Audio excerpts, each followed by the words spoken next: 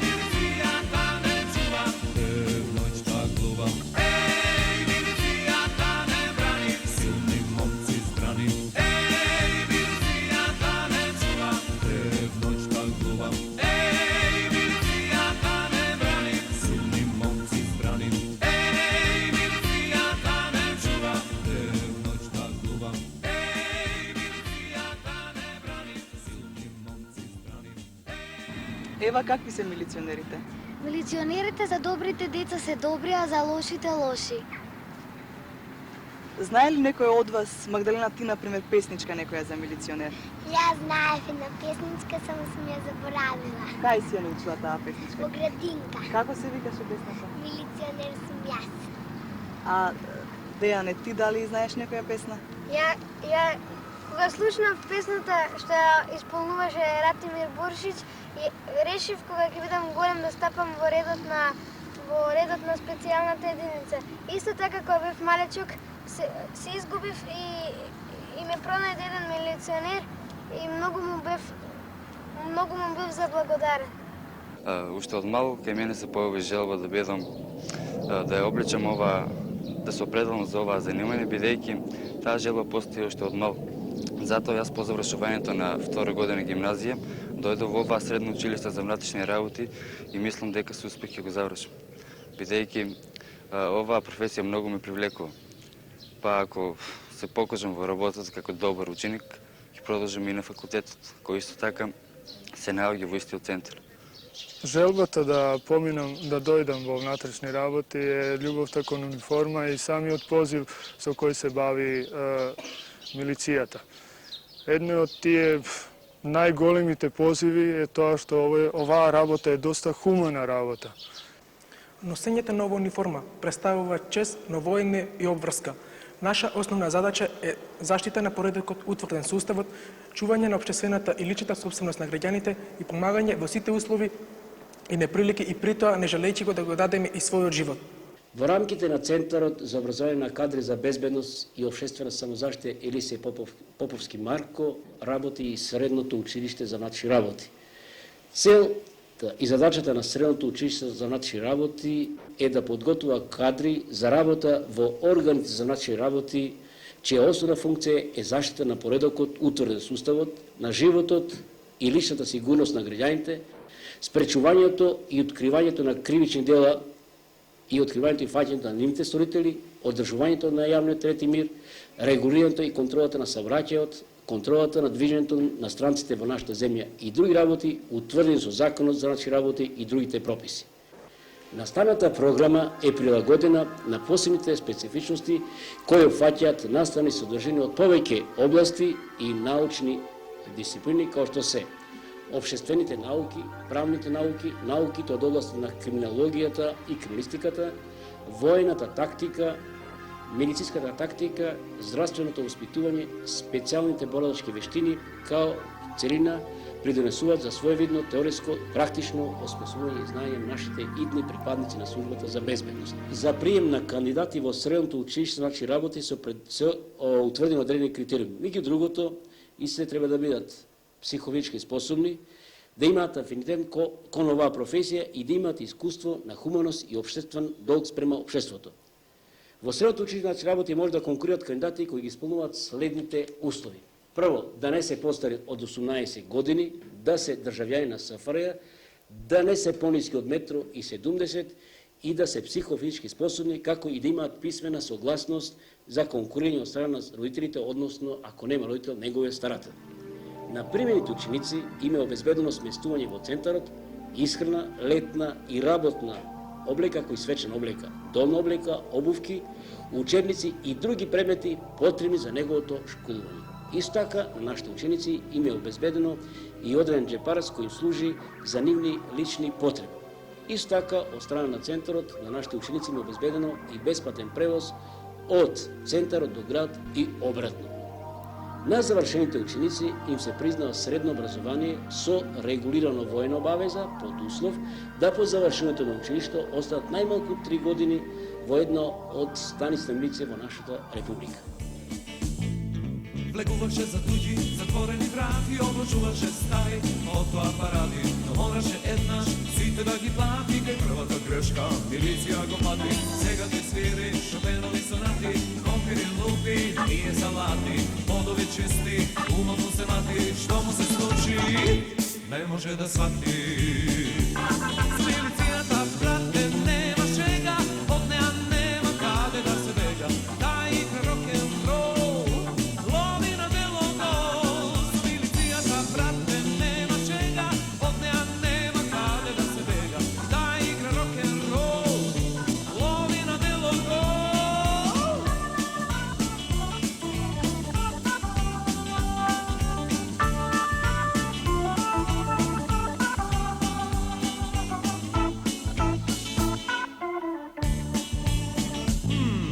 Влегуваше за туѓи затворени врати, обложуваше стари фотоапарати, но мораше еднаш сите да ги плати, кај првата грешка милиција го фати. Сега те свири Шопенови сонати, компири лупи, ние салати, подови чисти, умовно се мати, што му се случи, не може да свати. С милицијата, брате, нема шега, од неа нема каде да се бега, и да игра рок-н-рол.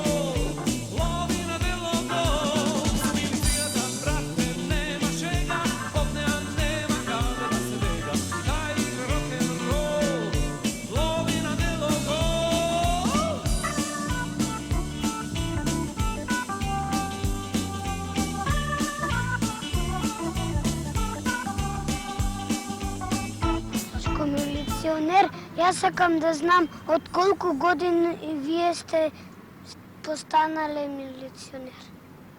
Јас постанав милиционер на 18,5 години.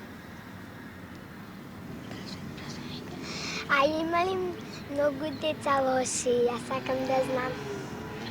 Ние деца немаме многу лоши. Сите деца се добри. По колку време вие, чичко милиционер, работите? Јас работам веќе 20 години у милиција. Дали освен работата имате и некое хоби? Па имам. Нуркам под вода, тие што се дават, што не слушаат совети, ги вадам од под вода, идам на лов, одам планина, фаќам риби и други.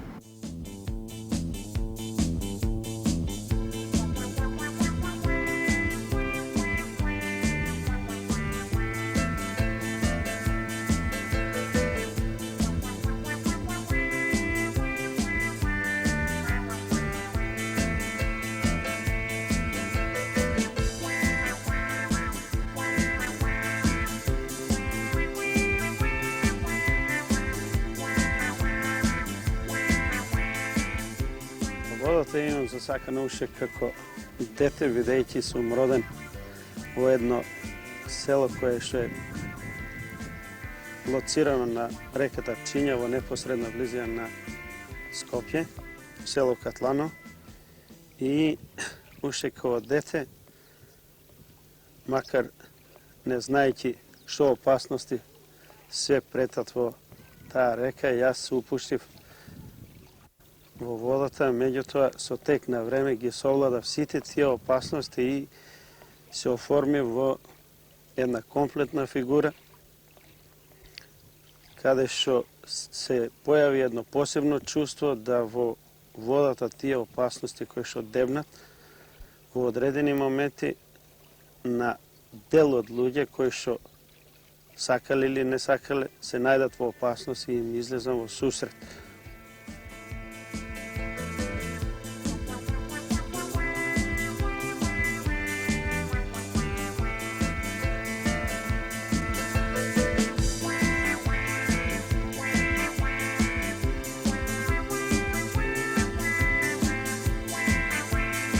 После сето ова, како детство што го имам поминато,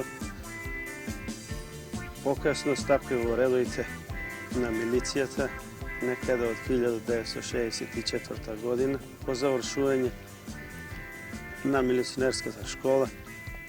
Редовно ги обавував задачите и уште како млад милиционер бев на служба во селото Маџари, каде во еден наврат имаше една дупка таму, каде што беше исполнета со вода и граѓаните почнаа да бараат помош.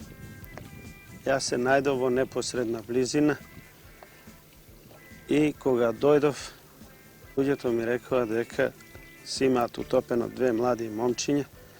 Не размислувајќи многу, соблеков униформата, се фрли во водата и ги извадив тие две млади момчиња, но во тој момент осетив една опасност која што на вистина и мене ми претеше да и јас останам под водата. После известно време се пројави потребата во редовите на милиција да се формира екипа на нуркачи кои што професионално ќе обавува таа работа, односно ги пронаоѓаат сите унесречени кои што се дават во нашите води и дела кои што ќе бидат сторени во водата и надвор од неа да се расветла. Меѓу кандидатите се појави и јас, кој што редовно изразив желба. По известно време беме повикани во Сплит, во Морнаричкиот центар, завршиме за спортски нуркачи и се вратиме во нашиот град, каде што отпочнаме со работа. Најкарактеристични беа пронаоѓањето на жената во Калиманци, која што нејзиниот маж имал време да размисли, бидејќи ја носел некаде околу 63 километри, и за тоа време можел и да се предомисли да не го изврши делото, меѓутоа тој го има сторен. После 5 часовно нуркање, во време кога постои најголема опасност по самиот живот на нуркачот, јас за 5 сати и 15 минути успеав да ја пронајдам и ја извадам на површината. Со тоа што тој ми е еден од најтешките случаи во мојата долгогодишна кариера, бидејќи постоеше опасност да јас самиот останам доле под водата, затоа што апаратите со кои нуркав ми откажа некаде на 22 метри и во еден момент осетив една немоќ, една слабост, бидејќи температурата беше многу ниска, а пак го наведувам, се работеше за временски интервал кога е најладно, тоа е 22 децембар 1976 година, каде што површината на водата беше цела замрзната и ние моравме сакаме или неќеме, за да придеме со чамецот, мораме мразот да окршиме и да влегуваме во водата.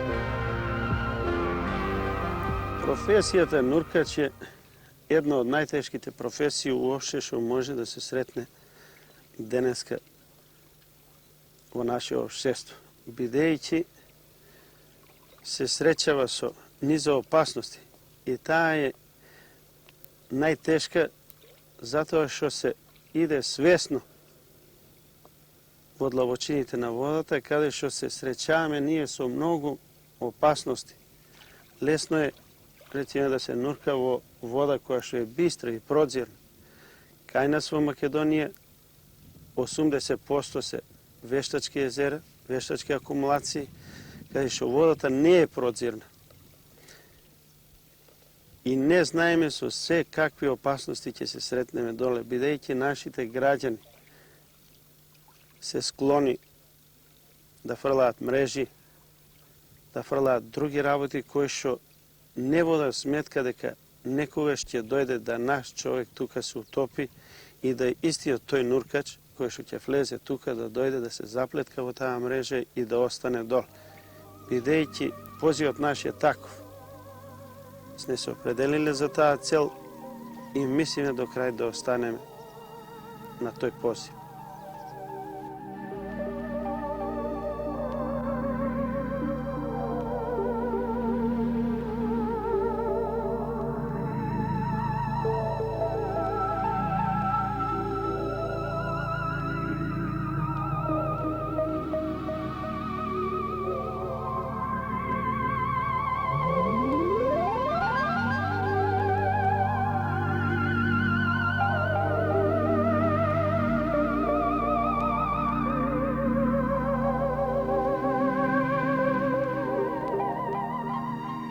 Наоѓате пред Криминалистичкиот музеј, кој е за сега единствен во Југославија од оваков кодекс. Музејот на Републичкиот секретаријат, а сега во Центарот за образование на кадри за безбедност и општествена самозаштита, покрива 4 предмета со својата визуелност, со својата апликативност, делува да може наставните планови се изведат онака како тоа го и бара нашето денешно современо школство.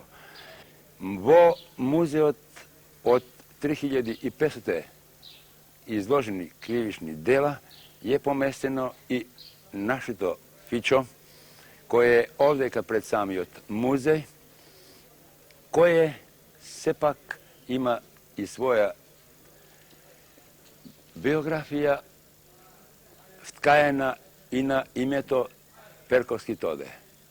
Перковски Тоде е од најистакнатите наши милиционери, кои, не жарајќи го својот живот, влегвал во коштец со стихиите на водите наши, каде што требало да ги изваде морбилните унакажени лешеви или загинати лица.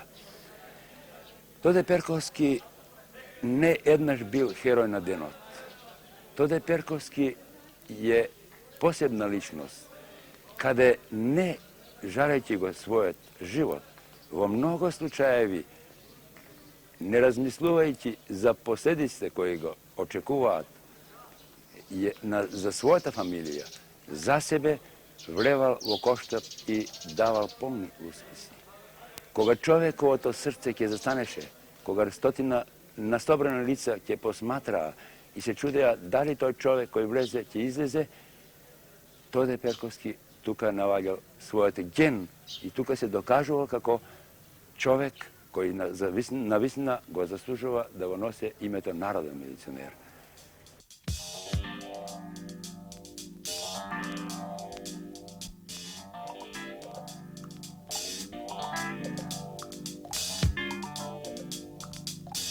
Пред секоја работа ние знаеме дека секојаш треба да бидеме спремни, односно да извршиме проверка и контрола на опремата и средствата со кои работиме во вода. Основно, што е за нас битно, прво треба да се провери притисокот на самата боца. По завршувањето на проверката земаме и вршиме монтажа на апаратите. За таа цел ние овдека ова опрема што е изнесена ќе припремиме за акција во вода, односно за пронаоѓање на одреден утопеник, одредена особа која што сакајќи или не сакајќи е настрадала во водите. Припремата се состои во тоа: се зима апаратот, земи го Горанчо, припреми го апаратот, прво се монтира респираторот,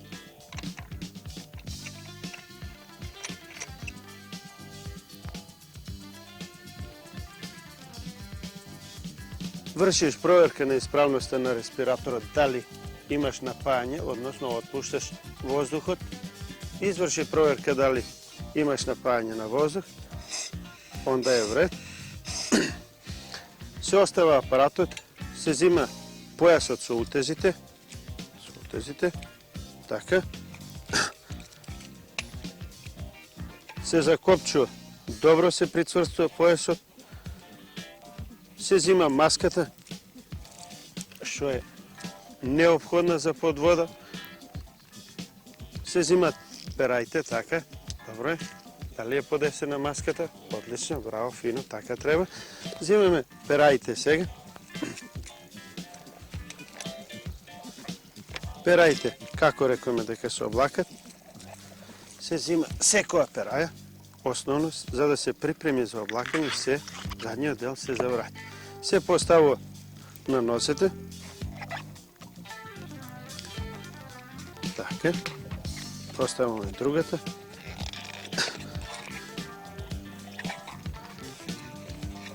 Откако сме извршиле оваа припрема, ставаме и уште еден респиратор кој што служи за евентуална сигурност ако едниот респиратор затај и онда се става додатниот респиратор за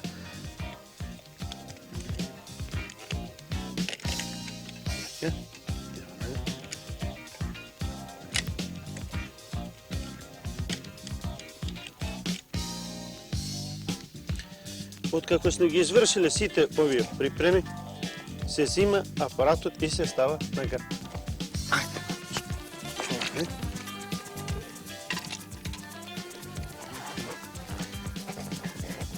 Откако сме го ставиле апаратот на грбот, се зима респираторот, се пренесува во предна положба, се поставува, ајде капата, постави,